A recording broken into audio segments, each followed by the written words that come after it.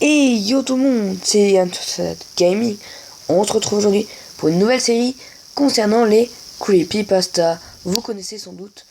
Donc qu'est-ce qu'une creepypasta? C'est tout simplement une légende urbaine qui circule sur internet et donc qui concerne un peu de tout.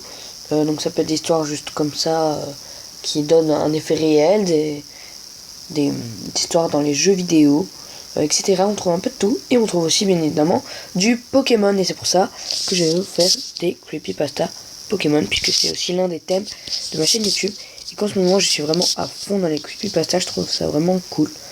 Donc l'avantage aussi de ces creepypasta que je vais vous dire, c'est que souvent celles de Pokémon elles font pas trop peur, donc ça a un avantage comme un inconvénient. Donc voilà, c'est moyen. C'est bon, on se dit que si on était dans la situation du gars, on aurait super peur. Mais bon, quand on entend, ça fait pas très peur. C'est pas quelque chose comme une personne qui vient vous rendre visite ou quelque chose. Souvent, c'est dans les jeux. Donc, voilà. Donc, c'est parti. J'espère que cette vidéo, elle vous plaira. Donc, n'hésitez pas à me mettre des liens aussi. Donc, j'irai voir. J'en ferai peut-être même une vidéo. Sur ce, bonne vidéo. Le hack Pokémon. The Hack. J'ai toujours été un fan des jeux Pokémon. Je me souviens avoir commencé par collectionner des cartes quand j'étais jeune, avant de regarder les épisodes et enfin de jouer au jeu. Et même si je me suis débarrassé de mes cartes il y a longtemps et que je n'ai pas regardé la série depuis des années, dès que sort un nouveau jeu, j'ai toujours hâte de l'essayer et de passer des jours à jouer dessus. Et régulièrement, je rejoue à mes anciens jeux pour me plonger en pleine nostalgie. Vous pouvez me trouver immature, mais ces vieux jeux continuent de m'attirer, peu importe le temps que j'y ai passé. Le problème est que je ne pouvais plus sauvegarder dans Pokémon Bleu. Que ce soit à cause de la pile interne épuisée, ou que la cartouche soit morte à cause d'une semaine de jeu non-stop, toujours est-il que le jeu ne se lançait plus. Ma version rouge fonctionnait toujours, mais pour une raison ou une autre, j'ai toujours préféré la bleue. Peut-être est-ce à cause du choix des couleurs, ou parce que j'ai eu la version bleue en premier, mais j'ai toujours mieux aimé cette dernière. Je n'ai jamais eu la jaune, alors pas question d'y jouer. Le problème est que vous ne pouvez plus rentrer un GameStop et acheter ces versions. Et je ne voulais pas acheter sur eBay et me retrouver avec une autre cartouche morte. Et puis, qui voudrait payer pour un jeu acheté il y a 10 ans, hormis les remakes? Je n'étais pas vraiment un fan des ROMs, mais j'en avais déjà téléchargé quelques-unes avant, en particulier pour la Nintendo 64, car j'avais une PlayStation, et je n'ai jamais eu la chance de tester beaucoup de jeux sur N64, à part en de rares occasions, quand j'allais chez mon cousin.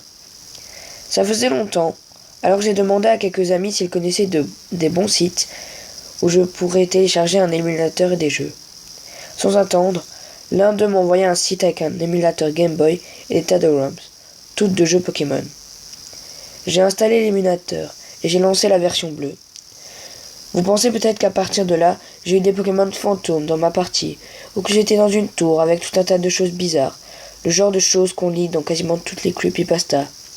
Mais ce n'était pas le cas. La ROM marchait parfaitement bien, et je n'ai eu aucun problème. C'est plutôt lorsque j'ai voulu tester d'autres ROMs que les problèmes ont commencé.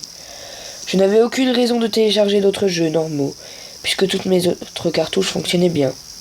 Mais certaines versions hackées du site attisèrent ma curiosité. Les mauvaises traductions et autres erreurs du genre me firent sourire, mais la plupart ne fonctionnaient pas du tout. Il n'y en avait donc pas tant que ça. Mon ami m'en envoie une après une discussion sur les différentes versions modifiées présentes sur le site, en me disant que celle-là avait été postée là-bas il y a quelques mois, mais supprimée après environ 2 semaines.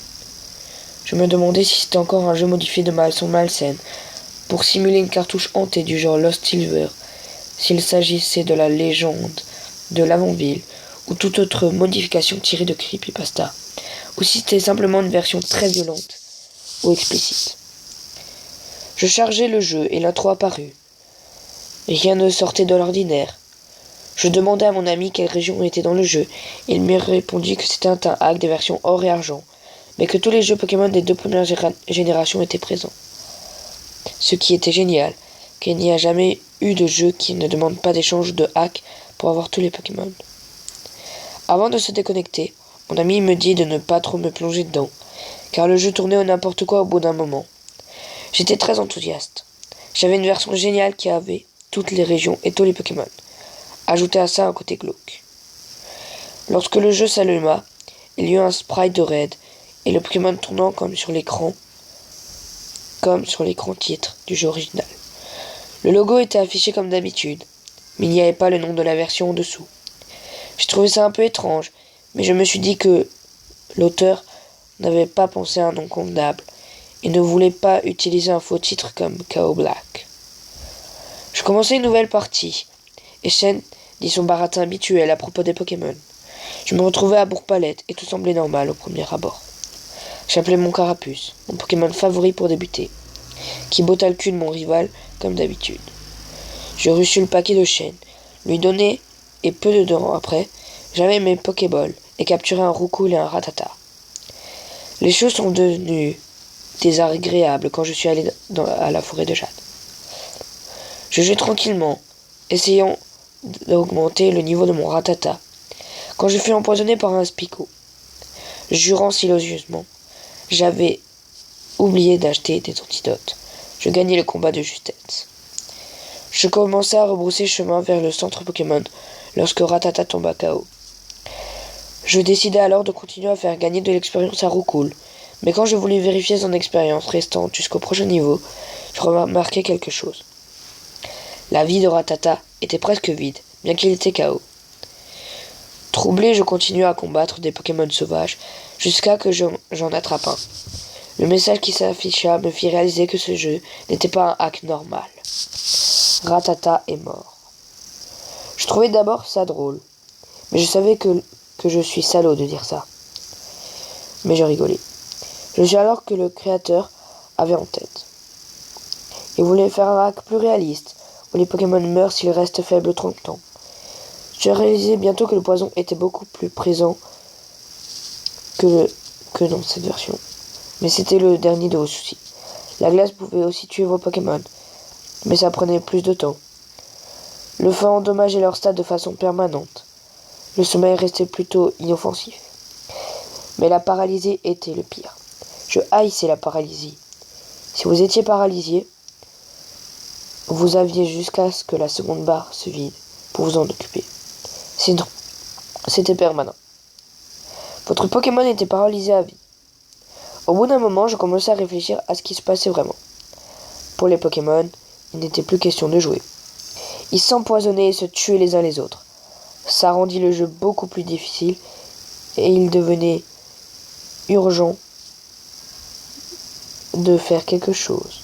Si votre Pokémon défaillissait, la réanimation n'était pas possible et vous deviez aller à un centre pour les soigner et s'occuper de leur état.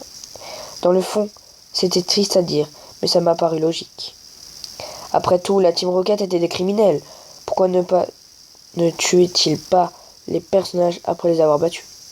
Major Bob avait fait la guerre, donc il a forcément utilisé des Pokémon pour tuer. J'ai d'abord aimé l'orientation que prenait ce hack. Vous aussi, vous pourriez mourir de différentes façons. La Team Rocket pouvait vous tuer si vous perdiez face à eux.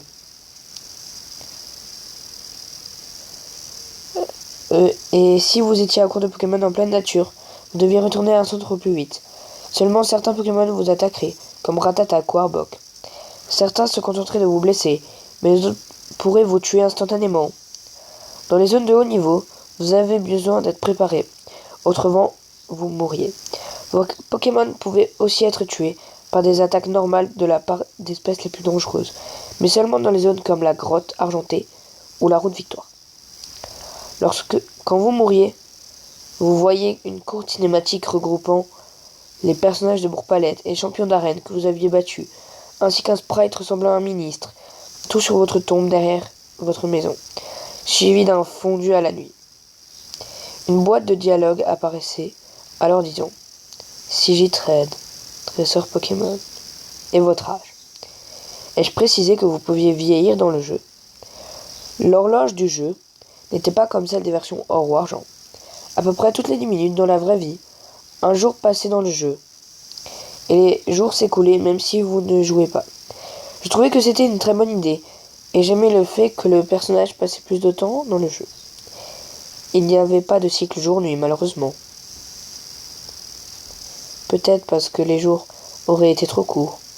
En tout cas, grâce à ça, tout était plus facile à capturer. Je restais partagé sur le jeu pendant un moment. J'aimais son côté sombre, mais les scènes funèbres me dérangeaient, autant que les morts du joueur. À chaque fois que le personnage mourait, vous voyez un sprite représentant son corps, avec une boîte de dialogue disant « Vous sentez les ténèbres autour de vous ». Je trouvais le texte de mauvais goût. Mais l'image du corps ensanglanté de mon personnage était traumatisante, et les scènes funèbres étaient un peu trop morbides à mon goût. Je fis de mon mieux pour rester en vie, et les choses restèrent normales jusqu'à la tour Pokémon. Si vous connaissez bien les creepypastas sur Pokémon, vous connaissez l'histoire de Red, tuant le Ratatac de Blue par accident lors de la bataille sur l'océan. Dans ma version hackée, quand cette bataille a pris fin, Blue n'a rien dit, et s'est juste précipité en courant, ce que j'ai trouvé étrange. Quand je le rencontrai dans la tour, il ne dit rien, et ne me défia pas. En descendant les escaliers, il dit juste cette phrase. « Tu as tué mon Ratatac. » Il marqua une pause. « Tu as tué mon ami. » Puis il finit de descendre les escaliers. J'étais un peu perturbé par ce changement soudain de ton, mais je continuais ma progression. J'avais le scope Sylph, donc il n'y avait pas à s'inquiéter des spectres, à part les Pokémon habituels. Tout se passa normalement, jusqu'à ce qui aurait dû être la bataille avec Ossature. À la place, c'était le Ratatac de Blue, et quelque chose n'allait pas. Il était putride, son corps était pourri, il manquait un œil, on pouvait voir ses os. Ce n'était pas une vue très plaisante. Je fis le combat aussi vite que je pus, mais c'était pour arriver à la pire chose possible. Pour sa dernière attaque, l'action fut 3 points d'interrogation. Et elle tua immédiatement mon Carabaf. Je jurai de toutes mes forces, furieux et affolé. Il n'y avait pas eu d'avertissement, pas d'explication, rien. Je me dis seulement que le Ratatac voulait que je ressente la même douleur que j'avais causée à Blue. Après le combat, Monsieur Fuji me dit. Donc, petite pause. Donc, je fais un petit résumé. Donc, déjà, excusez-moi, parce que je vous avoue qu'en fait, je lis donc avec mon portable et qu'il y a des petits bugs en fait. Voilà, donc il a un peu de mal parce que c'est vraiment gros. Donc, des fois, ça arrive qu'il bug un peu. C'est pour ça que des fois, il y a des blancs. Je m'excuse aussi pour les petits problèmes de prononciation des fois. C'est, comme on vous dit, c'est très petit. Donc, c'est assez dur à lire des fois. Et donc, bon, là, il a bugué. Donc, le résumé, c'est qu'en gros, on a une partie, donc, en gros, plus réaliste, là où les Pokémon peuvent mourir, là où le dresseur peut mourir s'il n'a plus de Pokémon sur lui. Et donc, c'est des fois un peu glauque. Et donc, il essaie vraiment de faire de son mieux pour ne pas mourir, parce qu'il trouvait vraiment l'image glauque. Et il arrive à un moment, donc un combat, une scène très connue dans les creepypasta, donc qui a lieu. Et donc, à ce moment-là, on a Blue qui, en fait, à la place de faire ce qu'il fait d'habitude, il va s'enfuir dans les escaliers en disant qu'il a tué, il dit tu as tué mon Rattata, tu as tué mon ami. Et donc, après, normalement, il est tranquille, il doit rencontrer le spectre, et là, il rencontre un Rattatac qui, pour sa dernière attaque, va tuer son Carabaf. On va donc continuer l'histoire. Donc, encore une fois, veuillez m'excuser pour tous les bugs. Je fais vraiment de mon mieux et j'essaierai d'arranger ça la prochaine fois. Après le combat, Monsieur Fiji me fit un discours différent que dans le jeu original. Cette fois, il me parla de mon Pokémon et du destin cruel dont il avait souffert, à cause de l'esprit vengeur du fantôme. Une fenêtre apparente montrant mon combattant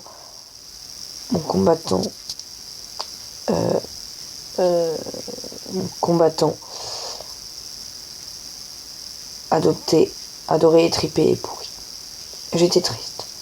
Monsieur Fuji me laissa sur une dernière phrase. Pourquoi fais-tu combattre les Pokémon? Ne vois-tu pas ce que ça leur fait? Ça me fit réfléchir. Toutes les heures que j'avais passées sur ces jeux, tout ce temps perdu, et tous ces combats que j'ai livrés durant lesquels j'ai fait souffrir les Pokémon que j'ai rencontrés. Mais je me repris et je me rappelais que c'était juste des lignes de 1 et de 0 mises ensemble par un esprit dérangé pour jouer avec mes émotions. Je persévérais, désemparé, mais pas abattu. Le temps que j'atteigne le Conseil des 4, mon personnage était devenu un adulte. Il commençait à devenir plus lent, mais heureusement je pouvais voler grâce à mes Pokémon. Je battais le Conseil des 4 après avoir stocké un maximum de soins pour gagner mes Pokémon sains et saufs, avant de combattre finalement Blue, que je battais facilement. Encore une fois, aucun mot ne fut prononcé. Shen me félicita et réprimanda Blue. Tout ce que ce dernier trouva à dire fut 3 petits points. Je craignais que Blue ne commence à se lamenter, mais il s'en alla sans dire un seul mot. Je me rendais à Johto et reçus un téléphone et un Poké-équipement. C'était parfait. La région de Johto était comme Kanto, avec des Pokémon sauvages, des Pokémon de bas niveau, mais des dresseurs de haut niveau. Ça limitait les risques de mort et ce fut plus facile de se déplacer. Tout resta normal, jusqu'à ce que mon personnage atteigne 30 ans, juste après que j'ai battu Claire. Je reçus un appel de ma mère. « Red, tu dois venir au Bourg-Palette. Professeur Chen est mort la nuit dernière. » Mes bras en tombèrent. Ce fut un choc absolu pour moi. Mais après avoir volé jusqu'à Bourg-Palette, près du labo, je vis une pierre tombale. En l'examinant, je m'aperçus qu'elle appartenait à Chen. J'étais détruit. Mais alors que je m'entraînais pour le combat final, mon perso avait environ 45 ans.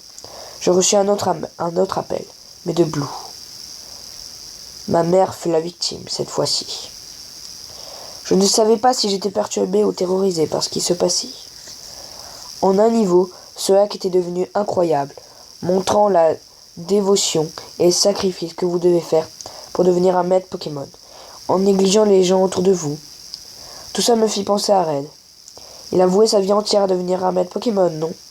Il n'est jamais tombé amoureux, il n'a jamais eu de famille. Il n'a jamais eu que les Pokémon pour le réconforter. Pourtant, il les a torturés chaque jour pour son plaisir. C'était un putain de jeu, et je me suis aperçu à quel point cette série était de la merde, si vous arrêtiez pour vraiment y penser. Tout ce que je voulais était en finir. J'ai grimpé jusqu'en haut de la grotte argentée, prêt à mettre fin à ce hack, une fois pour toutes. Je n'avais aucune idée de qui était l'adversaire final, puisque ça ne pouvait pas être Red, mais j'avais une intuition. Et j'eus raison. C'était Blue, et lorsqu'il me vit, il devint furieux. « Tu l'as enfin fait. Nous pouvons enfin en finir de tout ça. Tu m'as tout pris, mon Ratatac, mon titre, et l'amour de mon grand-père. Voici ma chance de régler ça, une fois pour toutes. Ça finit ici. » Après ces paroles, le combat débuta. Je n'étais pas prêt pour ce qui arriva. L'équipe de Blue était la même que celle qu'il utilise dans la dernière arène de or et argent, mais en plus fort. Mais finalement, je le battais à plate couture. Et lorsque le combat prit fin, je vis 3 points de suspension apparaître, tandis que l'écran s'assombrissait. Après la bataille finale, je me réveillai encore à Bourg-Palette. Je quittai la maison et vis une 3e tombe, près du labo. Mon cœur se serra. Je savais de qui il s'agissait. Sans aucun doute, c'était Blue. La pierre tombale indiquait qu'il s'est suicidé. Je vieillissais plus vite. En un jour, j'atteignis 80 ans, ce qui fut étrange, car mon personnage avait vieilli à rythme constant jusqu'à maintenant. Le sprite de mon perso ressemblait au vieil homme de Jadiel, et je pourrais dire que le créateur aimait le scénario de Creepy Black, car la partie qui suit semblait en dehors de l'histoire.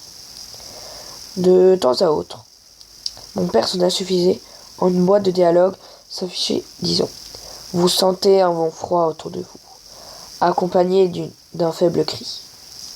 Je n'avais plus aucun Pokémon ni aucun objet. Je ne pouvais pas aller dans les hauts termes. J'étais éternellement bloqué à Bourg-Palette, en attendant que quelque chose se passe. Après environ une demi-heure, mon personnage tomba et l'écran s'assombrit. Vous sentez des ténèbres sans fin tout autour de vous. Je réalisais que mon personnage était mort. Le jeu fit encore un fondu, affichant le sprite blanc de mon perso sur un fond noir. La musique de l'avant-ville commença à jouer, mais plus lentement et à un ton plus bas. Une boîte de dialogue apparut. Tu penses que tu es maître Pokémon. Tu ne sais rien. Toutes les vies que tu as détruites, tout le temps que tu as passé, toutes les amitiés que tu as brisées, tout ça pour rien. Peu importe comment tu essaieras, tu ne seras jamais en paix. Il y aura toujours plus de Pokémon à attraper, plus de dresseurs à combattre, plus de vies à tuer. Tu as échoué, et ton temps est venu. Le sprite de mon perso resta là, jusqu'à ce qu'il commence à y avoir des bruits. Ça me prit un moment pour m'apercevoir de ce que c'était. Je réalisais que c'était les cris de chaque Pokémon qui était mort durant ma partie, que ce soit à cause de moi ou des autres dresseurs. Et bientôt je ne tardais pas à voir les images de chacun apparaître, tous plus terrifiants les uns que les autres. Le tout dernier fut Blue, suspendu à un arbre, et c'était effrayant, car en entendant un faible grondement qui ressemblait presque à un rire. J'étais choqué à un point, et voulais juste que cette séquence de cauchemar arrête. Ensuite les cris se mélangèrent et commencèrent à être plus rapides, à un ton plus élevé et plus déformé. Les bruits étaient insupportables, et je baissai en urgence le volume lorsqu'un hurlement terrifiant me transperça à travers mes écouteurs, au moment où l'écran devient noir. Un battement de cœur se fit entendre, faiblement, en arrière-plan, alors que ce qui ressemblait à 2 yeux brillants s'ouvraient au loin. Puis une main blanche vola vers moi, pendant que cet horrible hurlement refit surface, me faisant tomber de ma chaise. L'écran vira encore au noir, et l'émulateur bugga. Je fixai l'écran pendant un long moment, réfléchissant à ce qu'il venait de se passer. Je relançai l'émulateur et essayai de charger ma dernière sauvegarde. Elle avait disparu. Dès que j'avais fini le jeu, la ROM avait supprimé ma sauvegarde. J'ai toujours pensé que les hacks comme Creepy Black étaient juste des histoires de mauvais goût, destinées à amuser les forums de cachons. Mais après cette expérience, je n'ai plus jamais regardé Pokémon de la même façon. Ça avait du sens, vraiment. Vous passiez tout ce temps dans les jeux, blessant tout sur votre passage et causant toute cette souffrance, juste pour qu'une génération apparaisse quelques années plus tard, rendant vains vos efforts. Ceci me dégoûta de rejouer à Pokémon pour un moment. Je souhaitais avoir écouté mon ami. Soyez prudent lorsque vous recherchez des ROM Pokémon. Vous ne tomberez pas sur une version maudite, mais vous pourriez en trouver une comme celle-ci. Et voilà, c'est la fin de cette creepypasta. Donc j'aimerais aussi souligner que l'auteur est Adaï of Night 92 et le traducteur Peter B. Et le site, c'est... Donc, je remonte 2 secondes. Le site est CFTC. Voilà, donc j'espère que ça vous a plu. Encore une fois, désolé donc pour les petites erreurs de prononciation. Des fois, c'est vrai que quand je lis beaucoup, quand on lit à voix haute, on bafouille toujours un petit peu des fois. Et après, des fois, quand il y a eu des petits blancs, c'est parce que mon téléphone buguait. Donc soit c'était fluide ou soit ça prenait pas mal de temps. Donc des fois ça faisait des petits blancs parce que voilà, je pouvais plus lire tout simplement. Donc j'espère que cette vidéo elle vous aura quand même plu. N'hésitez pas à lâcher un like et à vous abonner. Et moi je vous dis à bientôt tout le monde. Ciao.